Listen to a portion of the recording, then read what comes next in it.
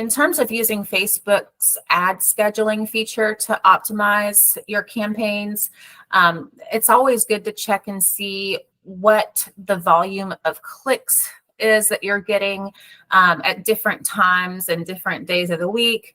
So for instance, if you have your campaign running 24/7, but you have people that are clicking on your ad on accident at 2:30 in the morning and they're not following through and doing anything on the landing page. Once they reach the landing page, it's just a high bounce rate.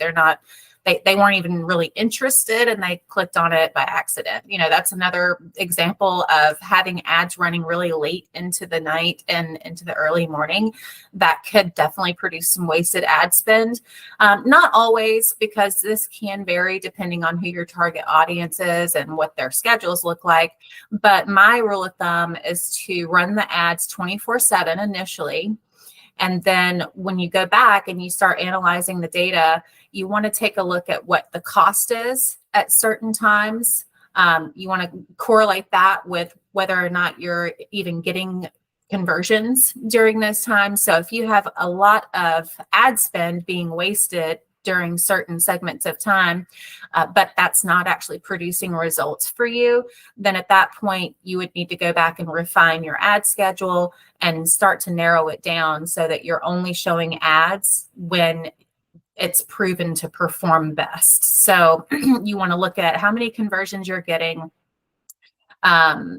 If there's like a huge number of clicks during certain times, but you're not getting conversions during those times, then that would be an opportunity to just trim the fat and make sure that your ads are showing only when they're producing conversions. So I would say you don't want to do this too quickly, because you want to have enough data for it to be statistically significant. So what I mean by that is you just have to have enough volume of data before you can go in and say, okay, well, that's just not going to perform for us. We're going to, limit our ads and only show it between 6 a.m. and midnight, for example.